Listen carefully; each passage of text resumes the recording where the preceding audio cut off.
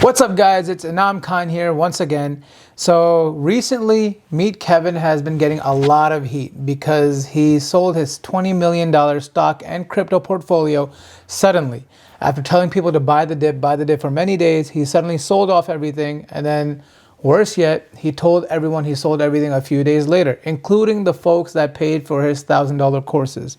Things got really bad. He got a lot of hate comments, and now he even disabled the comments yesterday or 2 days ago. He disabled the comments and quit Millennial Money, which was a great podcast, obviously because he didn't want all the hate to carry on over to his friend's show, which, respect to the guy. But first of all, I want to share that I was watching his videos yesterday, and it seems like he undisabled the comments, which is good. He seemed like he was really down the day he disabled the comments. So I'm happy, hopefully he's feeling better. Hopefully he has a good support circle. And in this video, I want to explain a few things. So first of all, in my past videos, I got a little bit of hate just because it seems like I was being a little bit nicer towards Meet Kevin, like trying to be a bit more understanding and trying to understand his point of view. But at this point, okay, look, at that time, I was sharing my opinion and I was trying to be empathetic to people that are hating on him. But forget all of that. I mean, at this point, I'm just going to be honest. I think if you're hating on him, that's your problem. I don't think Meet Kevin did anything wrong, if you want my opinion. Maybe he could have communicated it a little better. But overall, I'd say 99% of the fault goes on the folks that paid for his courses. And in this video, I want to explain why. So first and most importantly, Meet Kevin has said this over and over again, and it's for these types of situations. Him and Graham Stephan and Andre Jake and all of these guys say the same phrase over and over again. And what's that phrase? This is not financial advice. So the fact that you took financial advice from someone who says they're not a financial advisor, well, then I think that's kind of on you. Now, obviously, these guys are very smart. That's why they're successful in the stock market and in general. But you need to understand that the stock market is risky, and I think everyone knows that. No one puts money in the stock market thinking that it will definitely go up every single time. All right, that's one thing. And another point that I've heard a few times is, there's people who have very little money and they paid for his courses. They're low income. They paid for his $1,000 courses and he played them like that and blah, blah, blah. My thing would be, you shouldn't be buying $1,000 courses if you can't afford them in the first place. Now, as I know that sounds a little bit harsh, and people want to change their lives. But obviously, if you're going to put a large part of your savings in there, then you need to understand it's high risk, high reward. You're risking a lot, but maybe it could be very rewarding. Also, it could go the other way where you're risking a lot and it could all go away. And that's what happened to some folks. And, you put your bed, you better be ready to go sleep in it, right? And I think the phrase is something like that. I don't know. But another thing is, a lot of people were hating on his choice because he always said, buy the dip. And then he says in his Psychology of Stocks course that when the market's panicking and it's a red market, this is the best time to buy. And when the market's green and there's a lot of euphoria in the market, you do not want to buy then. You want to sell then.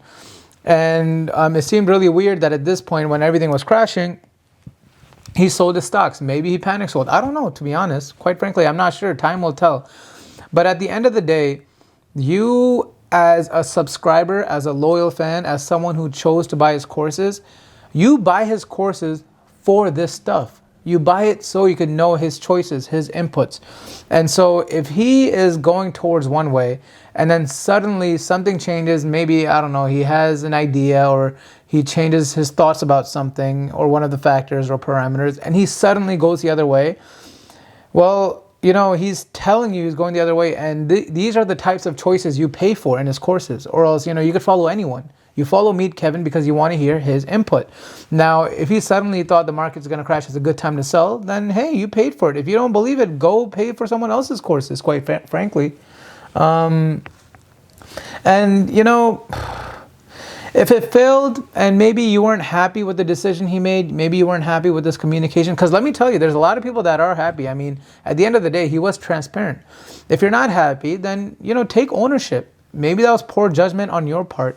A lot of people that are complaining and they just want to blame someone, I mean, that's just a mindset. You won't be successful in any other area if you're constantly just blaming other people.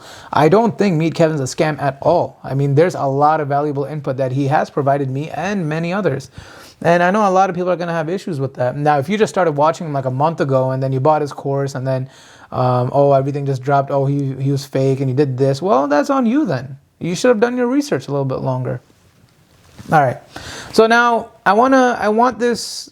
I know a lot of these things I said are gonna be harsh. You might not want to hear it. You might go hating on me, whatever. But the fact of the matter is, what should he have done? Like, what's the alternative here? Should he have lied? Should he have had a public account where he holds on to everything, but have a private account where he sold everything and he's totally, disingenuous, genuous, and lying, and hiding and not being transparent? Is that what you want? Like, I understand he maybe told even like all the course members a day or two later, which, it kind of sucks, but at least he said it right away. I mean, from his point of view, I think his intentions were good. I think he didn't want to just randomly say, guys, by the way, I sold all my stocks, and just cause havoc and panic in the group chats. He wanted to give a good explanation. That's why he took his time, made like a solid 30-minute video, and then told everyone.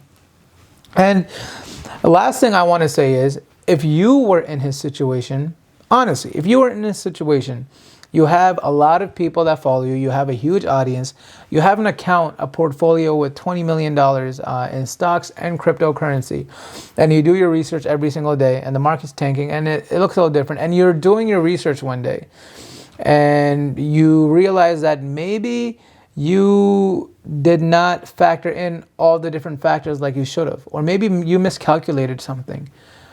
Do you still hold the same judgment? Do you still keep your stocks and your crypto in the same places knowing that you made a mistake? What would you do? Like, if you knew that you should be doing the total opposite and that you were wrong, should you take ownership of your mistake and sell everything if that's what you think you had to do, and then let everyone know? Like, honestly, what would you do if you were in his shoes? Like, would you just stay in the stocks even though if you knew it was a bad idea? Because then you wouldn't be true to yourself, right? But yeah, those are my thoughts, and I want to hear your feedback, because I really don't think it's his fault. I think people need to take ownership that, yes, they are responsible. They paid for that course, and that's one of the risks that comes with it. All right, guys, that's all I wanted to say. Peace out. See ya.